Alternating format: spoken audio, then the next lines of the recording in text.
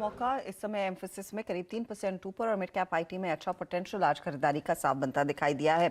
चलिए एक दो काउंटर्स आपकी स्क्रीन पर लेकर आएंगे और उसमें से रेडार पर रखते हैं, अब स्क्रीन पर रखते हैं ब्रिटानिया का शेयर। आज ये काउंटर चढ़ते बाजार में दरअसल मुनाफा वसूली का शिकार बना है और इसका कारण दरअसल कुछ ब्रोकरेज रिपोर्ट्स हैं जो बेसिकली इन्फ्लेशन को साइट कर रही हैं कि इनके इनपुट कॉस्ट पर इम्पैक्ट आता हुआ दिखाई देगा। सुमित हमारे साथ है। स्पेशली हमने देखा है सुमित, पिछले कुछ हफ्तों में दूध के दामों में अच्छा खासा इजाफा देखने को मिला और अब गेहूं की कीमतें भी बढ़ने लगी है। क्या कह रहे हैं ब्रोकरेजेस, क्या इम्पैक्ट रह सकता है ब्रिटानिया और बाकी एफएमसीजी प्लेयर्स पर? देखिए, ब्रिटानिया केस में पर्टिकुलरली अगर गेहूं की बात करें तो करीब करीब 30 से लेकर 35% के आसपास का हिस्सा जो इनकी इनपुट कॉस्ट का होता है वहां से आता है और रफली 8 से 10% के आसपास का हिस्सा मिल्क और बाकी प्रोडक्ट में, वो डिपेंड भी करता है अलग अलग प्रोडक्ट के लिहाज से, लेकिन ओवरऑल पोर्टफोलियो में इतना हिस्सा यानी 40-45% का हिस्सा जो है यही दोनों इनपुट प्रोडक्ट जो है वो कंपोज करते हुए दिखाई पड़ते हैं।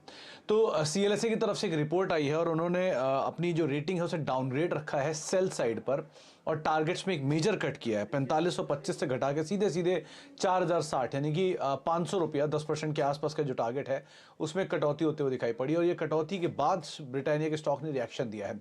उनका कहना है कि जो इनपुट कॉस्ट का राइज है वो कंपनी के मार्जिन को हिट करेगा और अगर FY23 के मार्जिन की बात करें तो शायद 1 से लेकर 3%, FY24 तक आते आते 5 से लेकर 7% और FY25 तक आते आते 11% तक कंपनी का मार्जिन जो है वो हिट होते हुए दिखाई पड़ सकते हैं। इसीलिए उन्होंने मेजरली जो अर्निंग एस्टिमेट्स है उसमें एक कटौती की है 1 से लेकर 11% के आसपास तक की।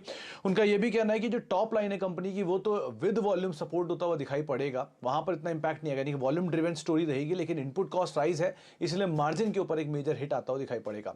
आपकी स्क्रीन पर ब्रिटानिया और सीएलएसए की जो पुरानी रेटिंग्स हैं वो भी आपको दिखाई पड़ेंगी।